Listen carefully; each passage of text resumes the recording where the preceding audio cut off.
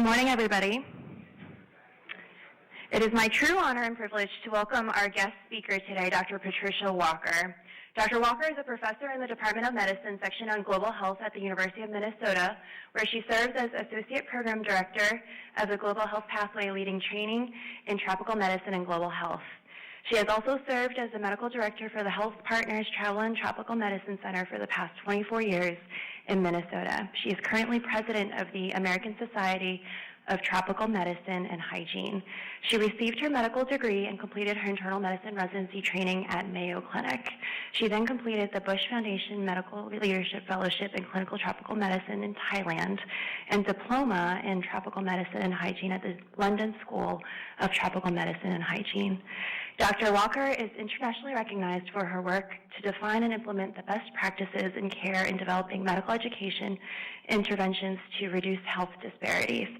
Her areas of expertise include refugee and immigrant healthcare, travel and tropical medicine, globally mobile populations, health disparities, and culturally competent healthcare. She wrote the first book on immigrant health in 2007 to help raise awareness of it as a specialty and the subsequent development of clinical guidelines. She has been a pioneer and international voice in immigrant health. On behalf of the Department of Internal Medicine, please join me in welcoming Dr. Patricia Walker.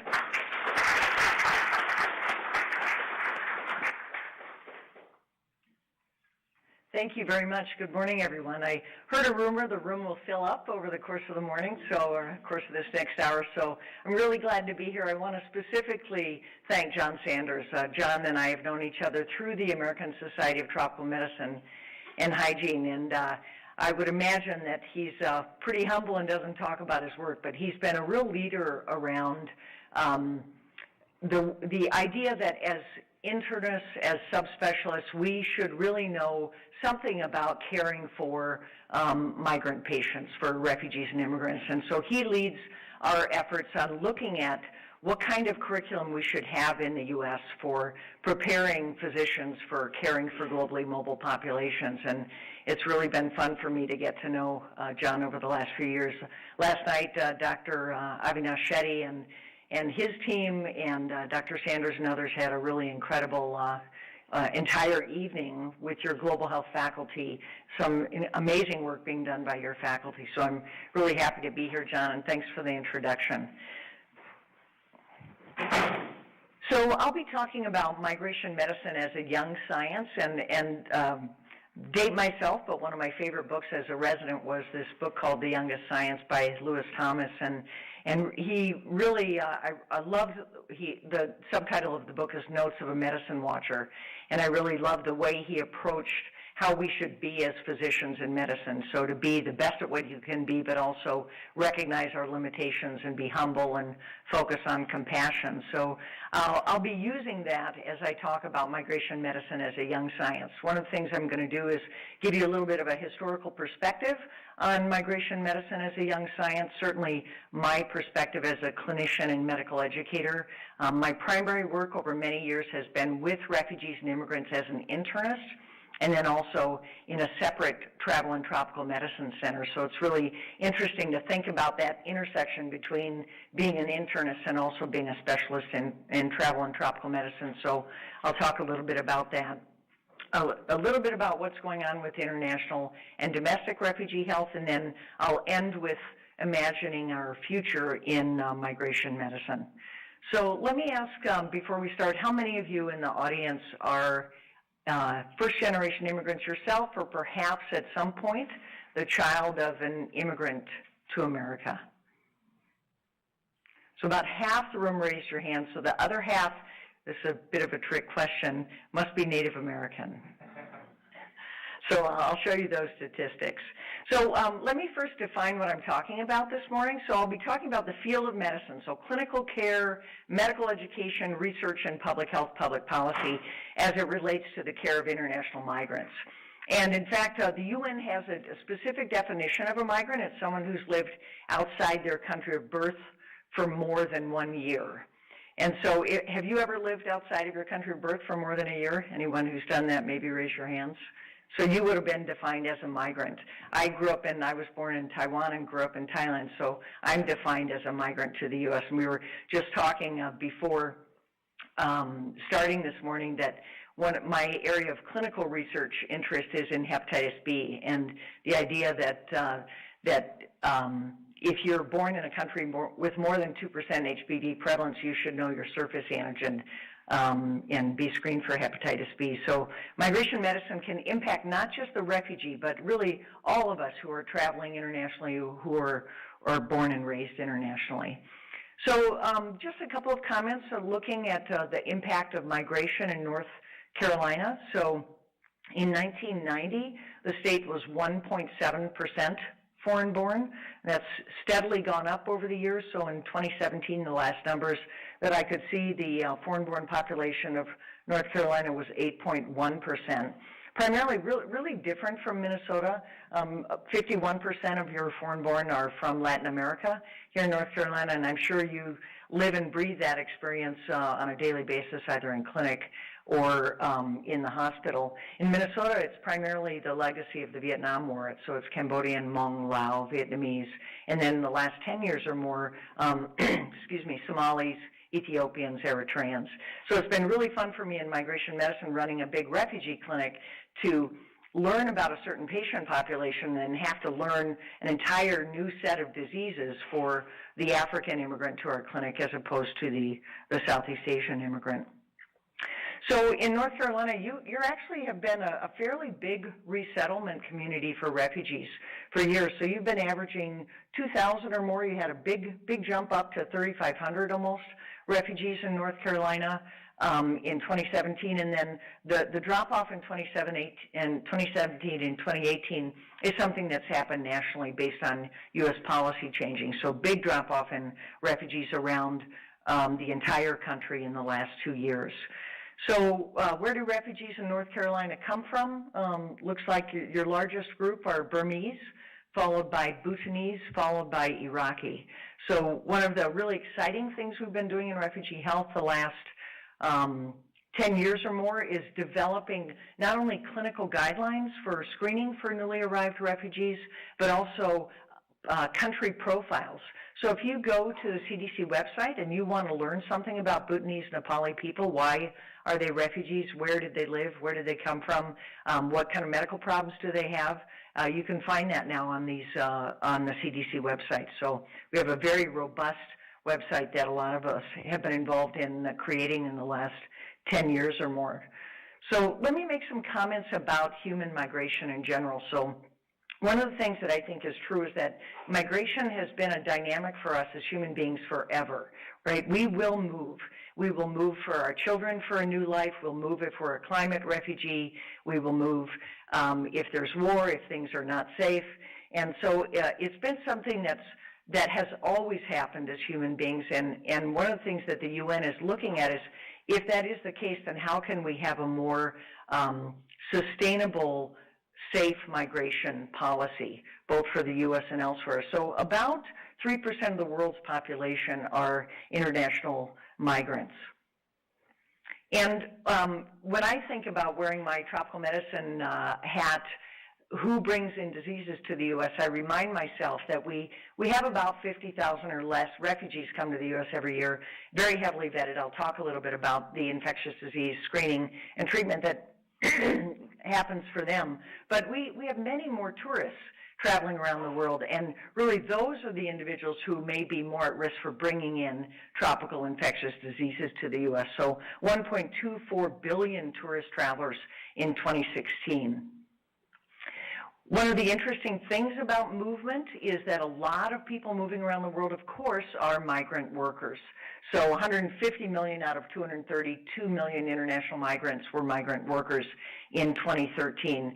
And so that's, of course, where economics and epidemics collide. So this is the work of many members of the Society of Tropical Medicine and Hygiene, Dr. Sanders' work and others, that if you do any travel medicine, you know the yellow fever map, for example, for Brazil, used to be moving up northwest into the Amazon, and now if you're going to the coast, to Sao Paulo, to Rio de Janeiro, you need to have your yellow fever vaccine, and that's because of movement of migrant workers in part.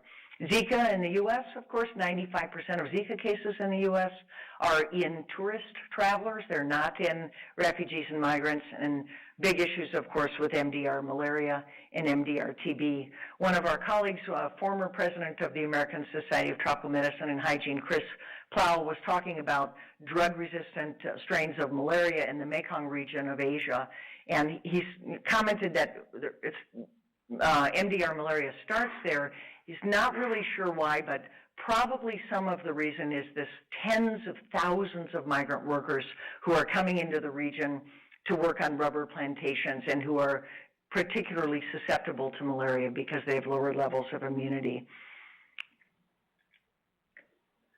One of the interesting things about migrant workers is that they contribute a huge amount to the world economy, 10 to 20% of the GDP in many countries. So I mentioned I grew up in Thailand, so about 8% of the GDP of Thailand is illegal workers from Myanmar coming into Thailand. So when you think about infectious diseases moving, you really want to have orderly processes for taking care of patients. So Thailand is a great example. Excuse me.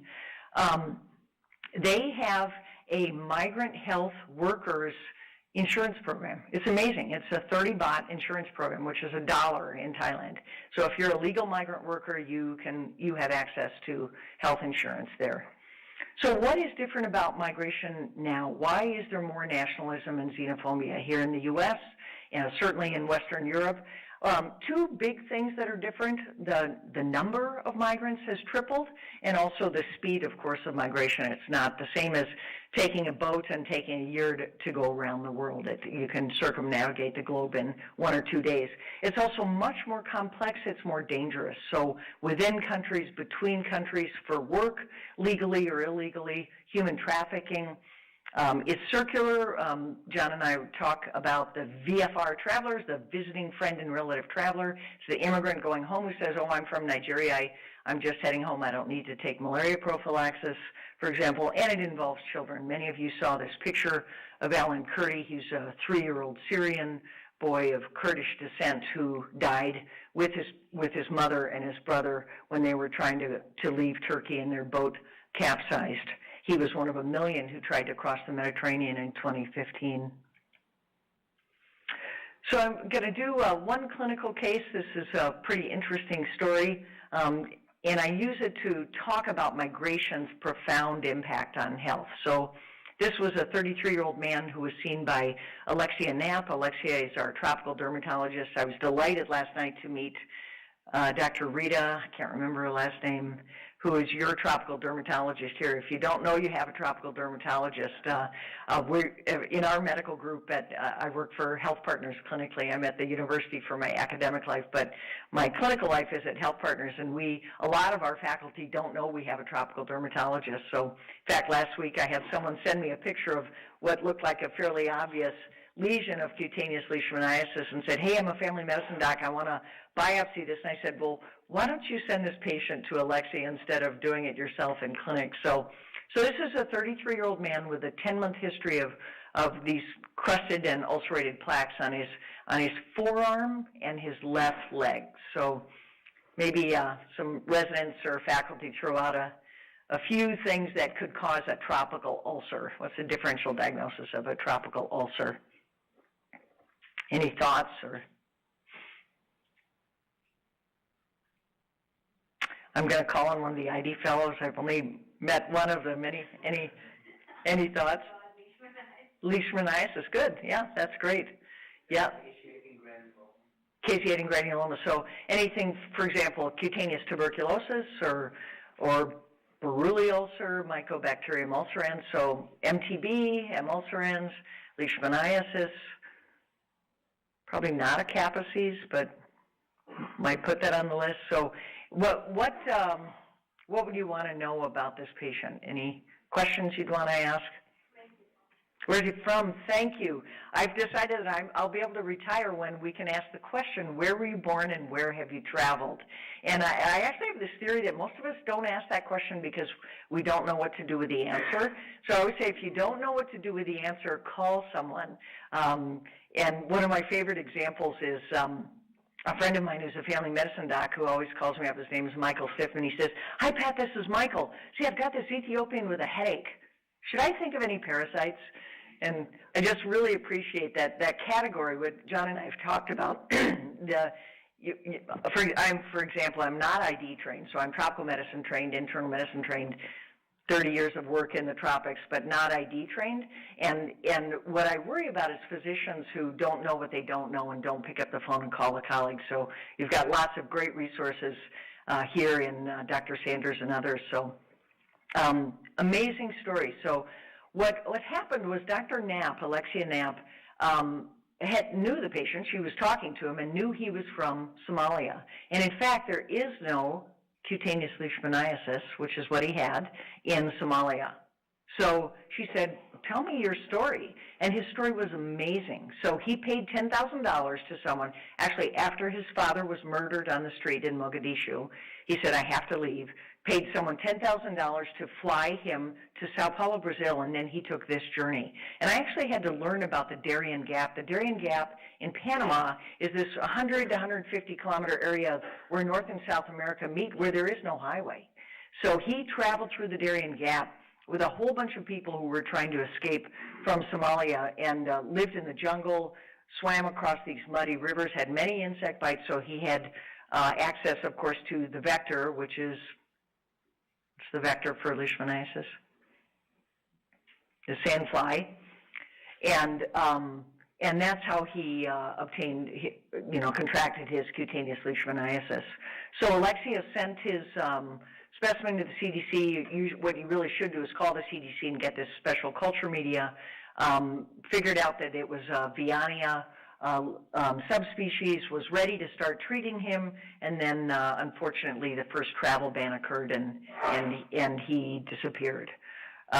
Probably went to Canada. So this was his route to the U.S. and then ended up crossing from Minnesota, where we had a lot of people actually leaving Minnesota in the winter, if you can imagine, crossing into Canada. So my Canadian friends were seeing people with frostbite and a couple of people who died crossing the border. So the one positive thing about this that I'll mention is that we now have a Society of Refugee Healthcare Providers in the U.S.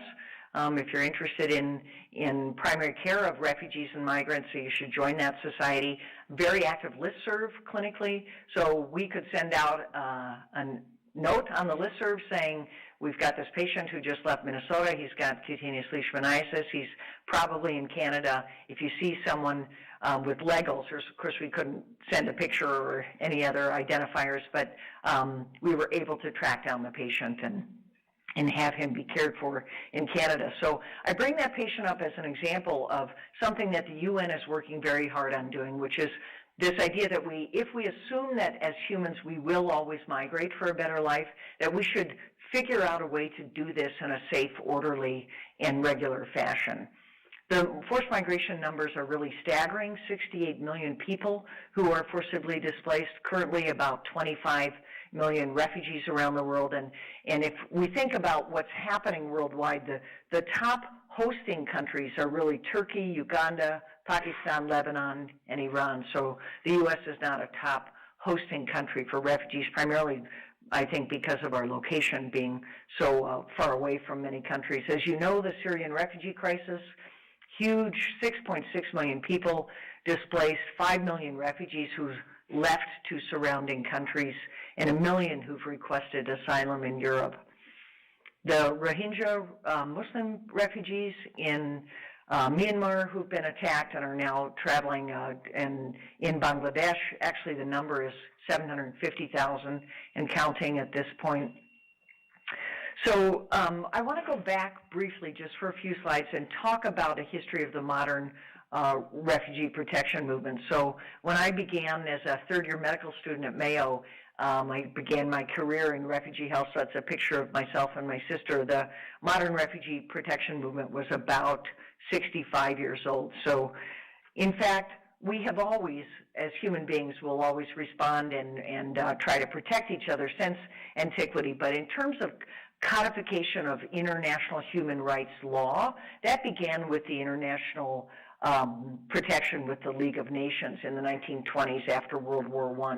In 1933, this first convention on the international status of refugees occurred, and I want you to think about this in the context of the U.S. and U.S. foreign policy now, today, last week on our southern border. So this law, this international treaty law called non-refoulement, which means do not push someone back across an international border if they would be at risk for, to be in danger of their life or to be persecuted. So this first came into law in 1933. And this is a very interesting story about U.S. refugee policy. So in the 1930s, our president, Franklin Delano Roosevelt, was being criticized for not helping German Jews be able to leave Germany. And so he held this conference in Evian, France, and invited 33 countries and said, would you increase the number of German Jews who you will take in your country? So pretty familiar story about how many refugees a country might take. And there were 33 countries there, and 2 countries said they would increase their quota of German Jews. And that was, interestingly, Costa Rica and the Dominican Republic.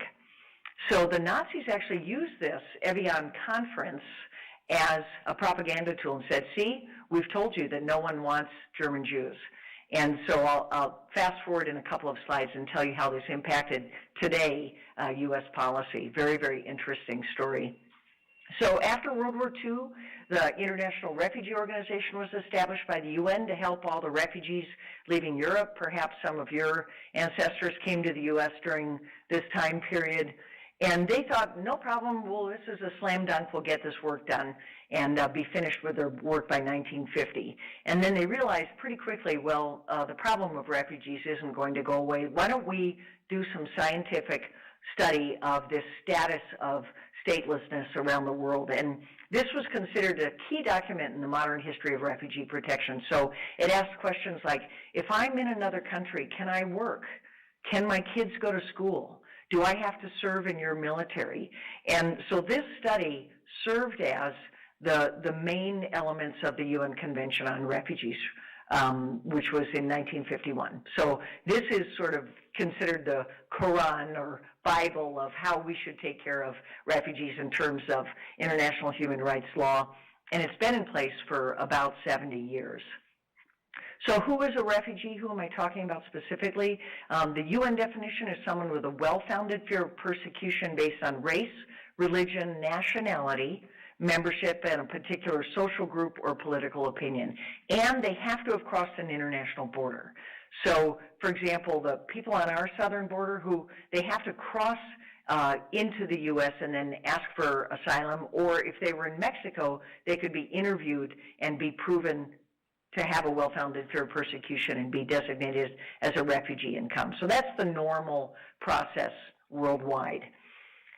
Refugees are very different from other migrants. So when you think about the 2,700 or 2,000 refugees who you have here in North Carolina, those are all individuals who were forced to flee. They didn't choose to come, of course. They were forced to flee, as opposed to migrants, economic migrants, who say, I'm going to move because I want my kids to have a better life, for example. So they're very, very different. They may be patients who have more tropical infectious diseases, patients certainly who may have more mental health issues, PTSD, major depression, women who are victims of rape or sexual assault. In terms of our history in the U.S. and migrants, of course, we were formed by people fleeing persecution since the time of the Pilgrims. After World War II, Europeans in the 40s and 50s, new laws assisting people fleeing from communism and from Cuba. And then in 1980, the U.S. Refugee Act actually goes back to the story of Evian, France. So what happened then was, I'm proud of Minnesota for this, so Vice President Walter Mondale, who's from Minnesota, saw that in 1979 the South China Sea was filling with Vietnamese, 50% of whom were dying at sea. And he thought back to Evian and how the U.S. and other countries didn't step up to help German Jews. So President Roosevelt actually held another conference, another Evian conference. And what he said was, history will not forgive us if we fail. history will never forget us if we succeed. And so those words were considered so powerful, they convinced the U.S. Congress to create the U.S. Refugee Act. So in 1980, so I actually went over as a medical student in 1979 to respond to this crisis. So in 1980, the U.S. Refugee Act was just started. So it's actually relatively new, and that's what gives me a lot of hope around refugee medicine and refugee law, is that it's new, it's only 50 years old, and we've got a lot of work to do in the future, but the beginnings of U.S. refugee acceptance occurred after 1980 and the Vietnam War. So as I mentioned, only 0.9% of us are Native Americans. The remainder of us are all immigrants and their descendants. In the U.S., for many years, our refugee numbers were about 70 to 90,000. And you can see, looking down at the bottom of that pyramid, 60 million foreign visitors and then 60 million Americans leaving and being tourist travelers. So in terms of thinking about infectious disease epidemiology, it's that bottom tier that we would be most worried about in terms of bringing in emerging infectious diseases to the U.S. So our numbers, we should be very proud of this. The U.S. is by far the country that's accepted the most refugees over the years since 1975, 3.25 million people. And the first year after the Vietnam War, when the Refugee Act started, we actually accepted 207,000 refugees. So I want to make 4 points about the evidence basis for refugee medicine and messages about refugees, about their numbers, the economic impact, infectious disease risk, and risk of terrorism. So the first point is that this is not a new problem, that in fact after World War II we had 40 million displaced. When India and Pakistan were partitioned, 14 million people moved.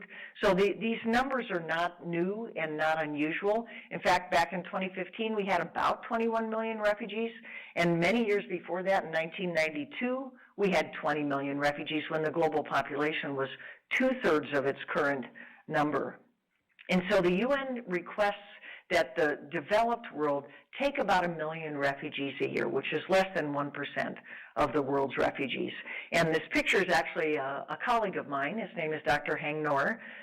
He was the star of the movie The Killing Fields, and was one of 47 of 600 physicians who survived the Khmer Rouge killing fields, the Pol Pot era in Cambodia. And I met him on the Thai-Cambodian border, and this is him getting an Oscar for Best Supporting Actor for that movie. So at a time when I was hearing about those poor, illiterate refugees, I was meeting people like senior physicians, the prima ballerina of the National Cambodian Dance Studio, the leading sculptor of the nation. So those are many of the refugees that are in refugee camps worldwide. We had 1 million migrants to America 100 years ago. We have 1 million migrants to America now, so the same numbers. And we actually had more first-generation immigrants from 1860 to 1920, probably when many of your family may have immigrated to the U.S., so about 13-14% of the country, and now in the last few years it's 13%. So I really like this quote from Nature a couple of years ago that said, "The alleged increase in migration and forced displacement tells us more about the moral panic on migration than the reality." And of course the point is that we are able to accept quite easily in the U.S. more numbers than we could in terms of refugees. Another comment about economic burden of refugees. DHHS had a very detailed report completed in July of 2017 that was actually never released. The New York Times was able to get a hold of it, and it showed the net fiscal impact of refugees over a 10-year period was actually positive at $63 billion. So they pay more in taxes than they consume and fill jobs in service industries that others would not. A pretty easy one, a myth to dispel, is the odds of a fatal terror attack in the U.S. by a refugee. The Cato Institute did a risk analysis that was 3.6 billion to 1. And in fact, refugees are the most heavily vetted from a security standpoint of any group coming into the U.S., certainly much more than someone on a tourist visa, for example. So they go through a 24-month vetting period. And then I want to make a couple of specific comments about infectious disease risk. So as I mentioned, the numbers, migrants are a very small fraction of international travelers entering the U.S., using the Zika example that I mentioned earlier. And The CDC Division of Global Migration and Quarantine, Dr. Marty Setrin and his group have been doing incredible work for many years that I think is a model for public health approaches for reducing risk of imported diseases in refugees. So what they've done is quite amazing, and you can look on the CDC Refugee Health website. If you see a new refugee and you wonder, gosh, I wonder what kind of treatment they got before they came to the U.S., you can find it. It's a beautiful, very clear table. If you're from Liberia, if you're from Somalia, if you're from, your Bhutanese, Nepali, what did you get before you came to the States? So, for example, you might get ivermectin and albendazole, unless you're West African and worry about Loa Loa, or Congolese and worry about Loa Loa. You would get treatment for the intestinal parasites. You'd get malaria treatment if you're from sub-Saharan Africa. All refugees are screened for TB. I'll make another comment on that, and screened for TB and HIV. So really have successfully prevented thousands of cases of imported cases in the U.S. at a significant cost savings, and multiple published articles in the literature commenting on that cost savings to the U.S. So just one example, we used to use just chest x-rays and AFB smears to screen refugees, and now we realize we were missing actually a lot of TB coming into the U.S. So now the last 10 years or more, have been using culture-based algorithms. So the yellow line is TB diagnosis in the foreign-born after U.S. arrival. So that's dropped off. And the blue line is a TB diagnosis before U.S. arrival. So very effective program. One of the things I've really appreciated about it is that it has built lab capacity in countries of first asylum, such as Thailand. So in Masot in northern Thailand, there's a state-of-the-art TB diagnostic lab for Burmese refugees. So you have a lot of Burmese refugees here in North Carolina, and they're all screened through the state-of-the-art lab in northern Thailand. This is a study we did in Minnesota looking at prevalence of intestinal parasites in 27,000 refugees arriving in Minnesota. They love the weather in Minnesota. That's why they come to Minnesota. With respect to albendazole treatment, so you can see just all the intestinal nematodes dropping off, and so it's really changed my practice. I joke with my friends at CDC that they've made my tropical medicine practice much more boring by doing this great upstream work. Not to say that we have all the answers. I think it's really important to not portray refugees as a group that doesn't have some specific problems. So we've had and continue to have a very big outbreak of multi-drug resistant TB, specifically in the elderly Hmong community in Minnesota, who are going to daycare programs, and that's been a big issue. This was a big deal in Minnesota a year ago. Now it seems like nothing compared to what's happening in Brooklyn in the last couple of days, but we had, at this point in 2017, we had more measles cases in Minnesota than the entire country had reported the previous year. So looking at the numbers, I haven't looked in the last couple of days, but I think the numbers with the Brooklyn Orthodox Jewish community is above 250. So it's really incredible what is going on with that. In Minnesota, it was primarily the Somali community, and this was the plummeting vaccination rates in Minnesota for Somali Americans. And so the question was, gosh, why is it those immigrants who, don't want to have measles vaccine? And in fact, had been a good baseline study by our health department years previous, and saw that vaccine uptake was exactly the same in the Somali community as in the U.S.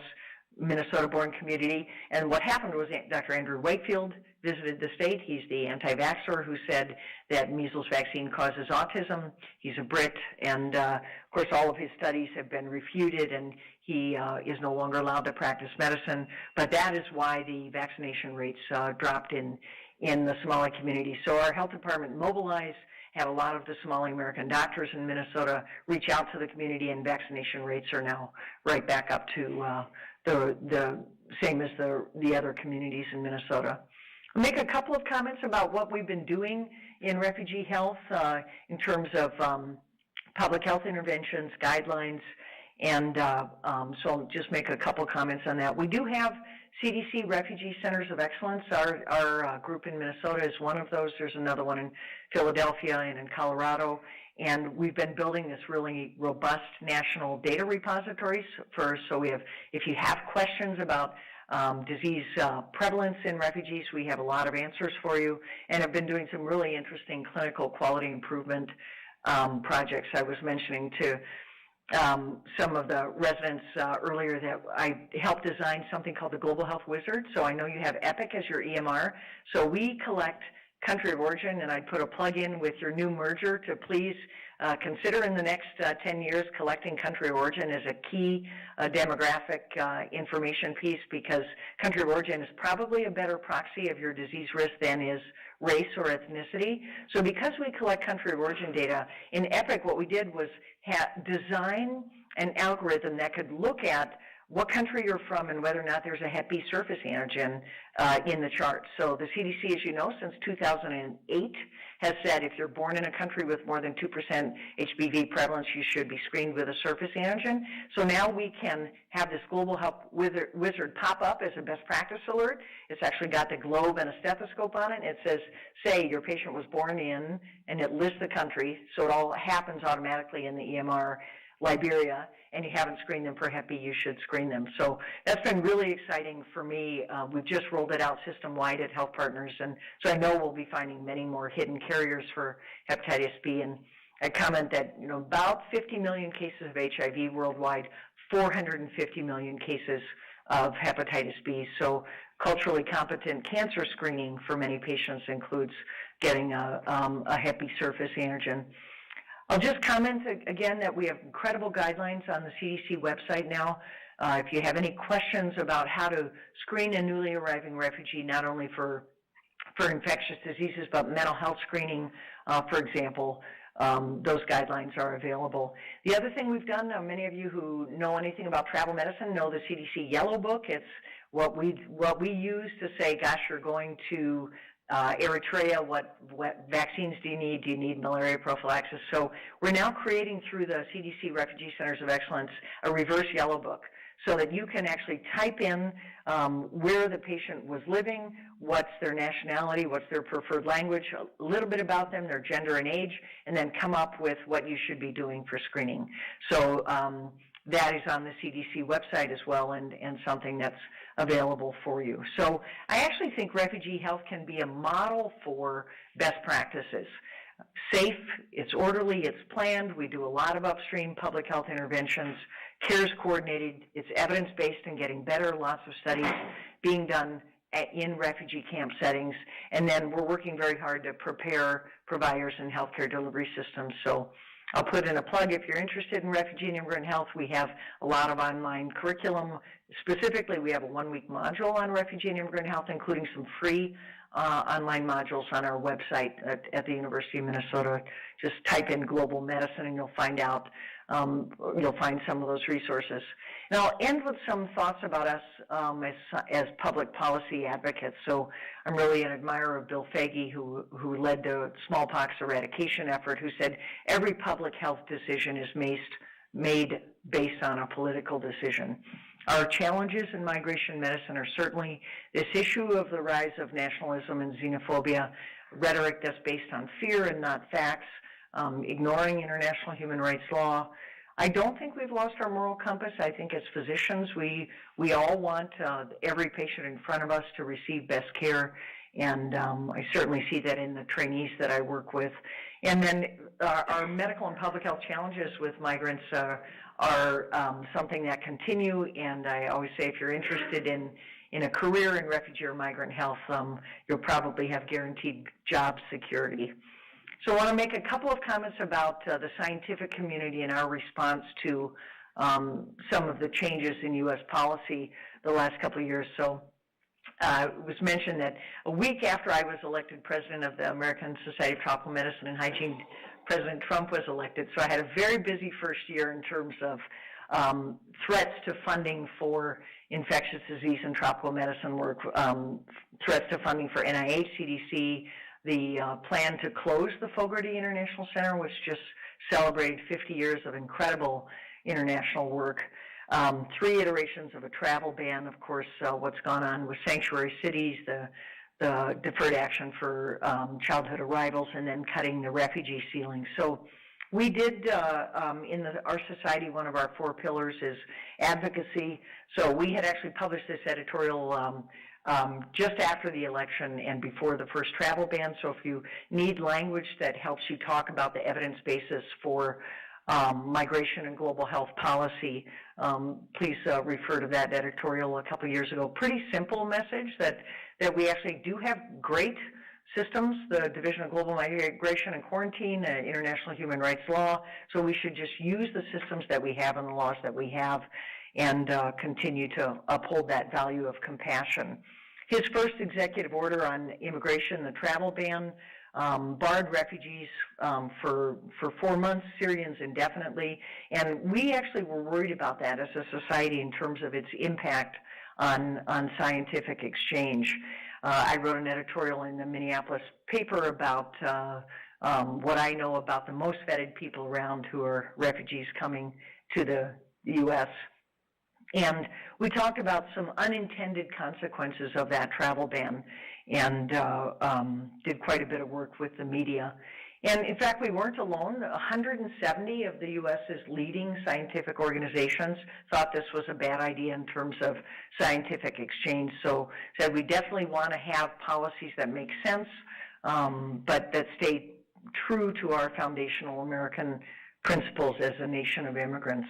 The New England Journal of Medicine talked about what would happen in terms of detrimental effects on medical training and education. Probably many of you know 25% of physicians in the U.S. are international medical graduates, and they disproportionately serve in rural areas in the U.S. The New York Times did a story about one of our residents who was originally from Syria, who was trying to get into a cardiology fellowship and was worried he wouldn't be able to stay in the U.S. So the U.S. did respond in terms of the scientific community, and I'll just we continue to comment on the budget cuts and worries about that. We did a symposium looking at supporting the Fogarty Center. We published a lot of editorials about the importance of global health and global health research. And one of the things that I'm so pleased by is that, in fact, the scientific community and Congress recognized that we shouldn't cut the NIH budget, we shouldn't cut the CDC budget. The Fogarty Center makes sense and is doing good work. And in fact, that year, the Senate approved a $2 billion increase to NIH. So I do think there are a lot of scientists in the U.S. and others who recognize the importance of the work that we're doing in global health research and education. So I'll end with just a few thoughts about imagining our future in migration medicine. So obviously, in an ideal world, we wouldn't have so many international conflicts. I was interested in this picture and the story because Arcadia University actually has this incredible program called a Master's in International Conflict Resolution. So people can study it and how to reduce our risk of wars. A world where we honor key principles of international refugee law. They're there, and we should honor them. A world where we recognize that in fact, mostly refugee situations are not short-term. They're never short-term. The work I did in Thailand went on for 20 years with refugees there, and those camps are just closing now. So what's happening with the Rohingya Muslim, for example, that probably will go on for 20 or more years. A world where we're doing what we're doing in the U.S., these CDC public health interventions that are supported and occur before resettlement, where we have universal health care access. The WHO's new Director General, Dr. Tedros, has this as his #1 goal. A world where we describe refugee situations as the indescribable human tragedy which they are, and which responds with generosity and compassion. As the Pope says, refugees are not the danger, they are in danger. This is a vestige holding of a child who had died crossing the Mediterranean. A world where we increase refugee acceptance numbers. Amazingly, the Canadians, when they saw that picture of Alan Kurdi, the young boy who died, they responded by increasing their numbers of Syrians by 25,000 and resettled 25,000 Syrians in the course of 6 months. As you know, in medicine, one of our biggest areas of trouble is handoffs. As we discharge people from the hospital to a nursing home or transitional care or back to clinic. And so doing these transitions, these handoffs from a refugee camp to a health department to a clinic like mine has become much more seamless in the last few years. a world where we actually know what we're doing, that there is a body of knowledge in refugee and immigrant health, and if you're seeing refugees and immigrants, you should be trained in that. The good news is that there are many, many resources available, not only textbooks, but guidelines available that didn't exist when I started my career 35 years ago. A world where we routinely ask where were you born and where have you traveled and know what to do with the answer.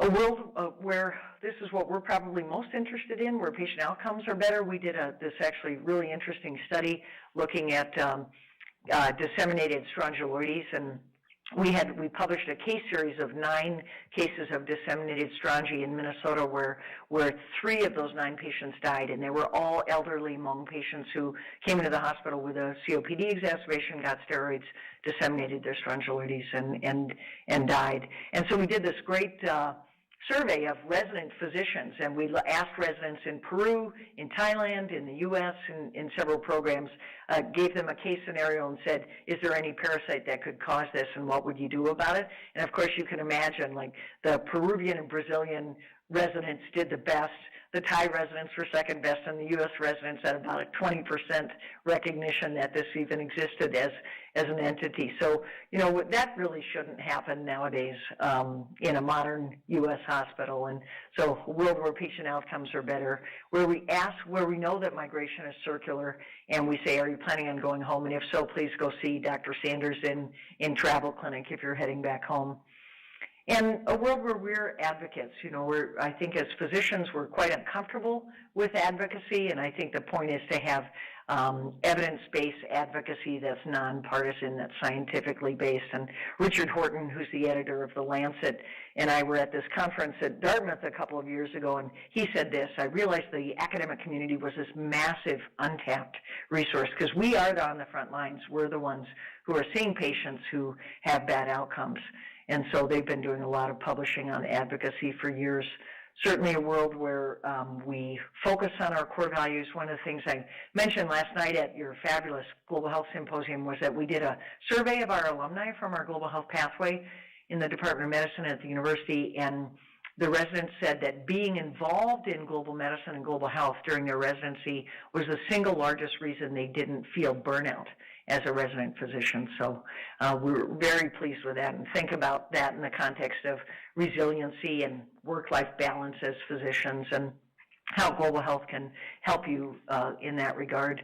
So what about this number, this refugee quota dropping to 45,000? It's the lowest number since the Refugee Act of 1980, and I do think it's a challenge to our identity as a nation. I do think it's a denial of our core value as human beings. And so if you have an opportunity for advocacy and might feel the same way, you could talk about increasing that number of refugees in the U.S. I do think the world is watching. These are pictures from 70 years of people escaping by boat from their countries, and the question is, will the U.S. remember Evian? These are some of my mentees. I've just had so much fun mentoring incredible physicians in global health and tropical medicine over the years, doing amazing work. Kamran Khan is at the University of Toronto. If you're really interested in looking at something amazing, it's bluedot.org. He runs a huge group that's funded by, I think, a Chinese venture capitalist that looks at big data. He's the one who published the New England Journal of Medicine articles where you could predict the next epidemic outbreak based on airplane traffic patterns. Just amazing people. So I am an optimist and do think the future is in good hands. And in our editorial, we commented that perhaps the Statue of Liberty inscription is outdated, and it should say, give me your energetic, your geniuses. So my final thoughts: migration medicine is a young science, lots of work to do in the field. If you're interested, lots of research opportunities and questions. In preparing this talk, I realized that international human rights law is really ahead of us in medicine, that in terms of best practices, but that both need a lot of attention, that we must answer fear and ignorance with scientific evidence and our core values, and that humanity and I think global health security are counting on our responses. Thank you very much.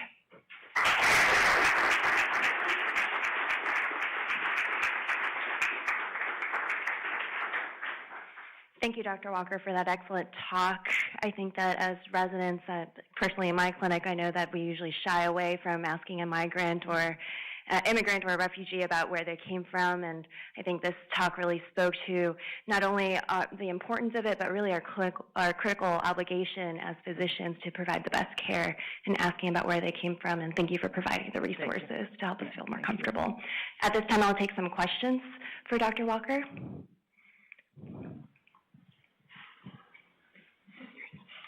Pat, thank you for a fantastic talk, very, very inspirational and educational. I've been very impressed by your comments before on looking at quality here at our institutions and how to do that without stovepiping populations. Yeah, great. Yeah, I think that's really important. So our refugee clinic loses $1 million a year. And we work in a big integrated care system where the rest of the system supports that clinic. And one of the ways we've been able to survive is to talk about health disparities. And one of the things I always say is never stovepipe any population, whether it's African American, Latino, refugee, migrant, because someday the next CEO who's not committed to that patient population will say that clinic should close. So my general answer to the question is there's a business, a legal, and a quality case for taking care of changing patient populations. That is your workforce of the future. It's certainly your patients in clinic. And so what I suggest is all the normal key quality measures we use in medicine, ventilator-associated pneumonias, readmissions within 30 days, in primary care, Pap mammogram, colonoscopy screening rates. Take a look at those by race ethnicity. Take a look at those by payer, because that's a reasonable proxy for social determinants of health. Does your patient have insurance or not, or are they on Medicaid? And then in our health care delivery system, I led our data group. So starting in 2000 at Health Partners, we collected where were you born? And so we actually can cut all of our key quality data. We call it our Health Disparities Report Card. So if I want to know how many Somali American women above the age of 50 have had a mammogram, and I can compare that to U.S.-born black women. So use your same value-based care discussions, the discussions we have in U.S. healthcare now about how we will continue to thrive in healthcare. Use that same language when you're talking about refugees and migrants. Don't separate them, but make sure you're if you can, and as I said, with the merger, this is a great opportunity.